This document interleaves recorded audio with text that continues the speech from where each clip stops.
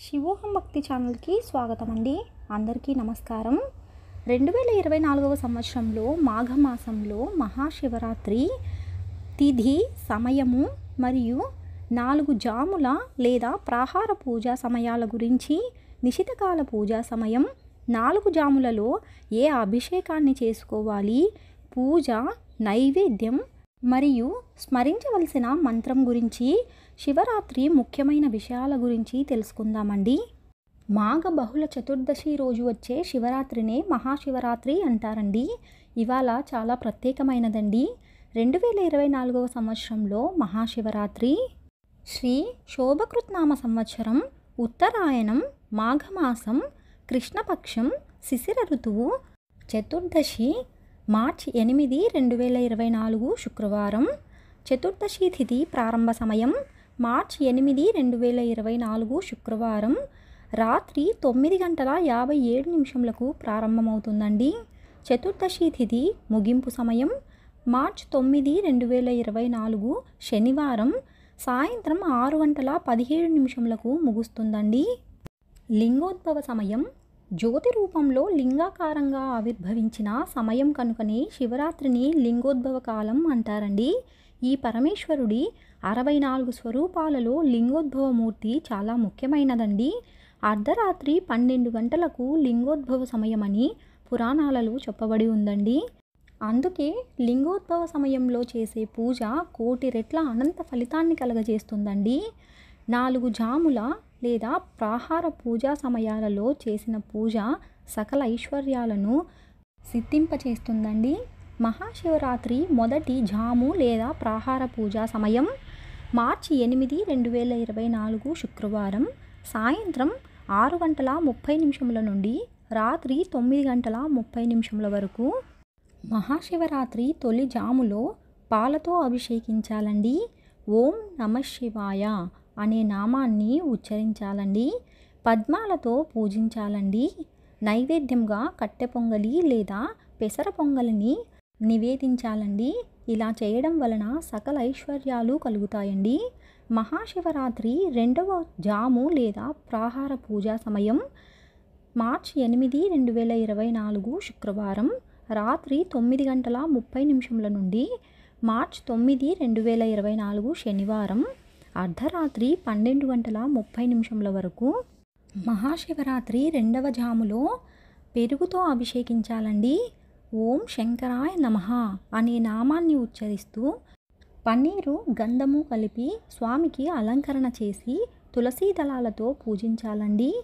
నైవేద్యంగా పాయసాన్ని నివేదించాలండి. ఇలా చేయడం వలన సంతాన భాగ్యం కలుగుతుందండి. మహాశివరాత్రి మూడవ జాము లేదా ప్రాహార పూజా సమయం మార్చి 9, 2024 శనివారం అర్ధరాత్రి 12:30 నుండి తెల్లవారుజామున 3:31 వరకు.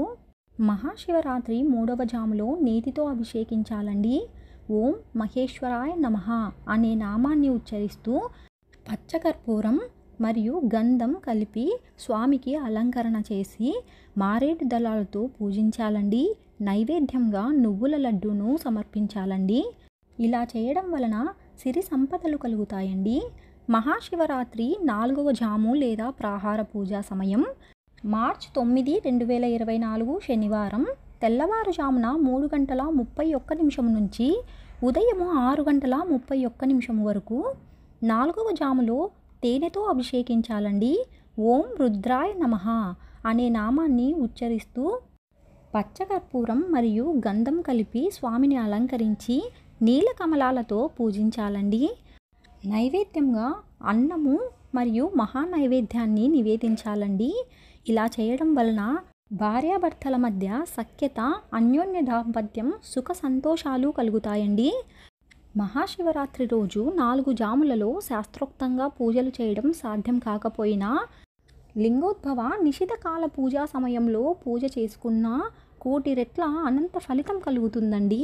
నిశితకాల పూజా సమయం మార్చి 9, 2024 శనివారం అర్ధరాత్రి 12:06 నుండి అర్ధరాత్రి 12:54 వరకు. వ్యవధి 48 నిమిషములు. ఈ సమయంలో శాస్త్రోక్తంగా పూజలు చేయడం సాధ్యం కాకపోయినా లింగ రూపానికి గంగాజలంతో అయినా అభిషేకం చేసుకున్నా మంచిదేనండి. మహాశివరాత్రి రోజున ఉపవాసం, జాగరణ మరియు శివ పూజ చాలా ప్రధానమైనవండి. కృష్ణపక్ష చతుర్దశి రోజు రాత్రి ఎవరైతే శివ పూజను చేస్తారో, ఆ రాత్రి జాగరణ వహిస్తారో వారికి పునర్జన్మ ఉండదండి, జీవన్ముక్తుడవుతారని స్కంద పురాణంలో స్పష్టంగా చెప్పబడి ఉన్నదండి.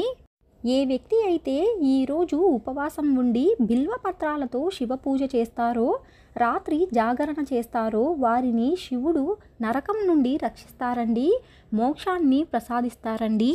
మహాశివరాత్రి రోజున ఉపవసించి త్రికరణ శుద్ధిగా శివుణ్ణి ఆరాధిస్తే 1 సంవత్సర కాలం నిత్యం శివార్చన చేసిన ఫలితం కలుగుతుందండి. మహాశివరాత్రి రోజున శివ ప్రతిష్ఠ చేసినా లేక శివ కళ్యాణం చేసినా ఎంతో శ్రేష్టం.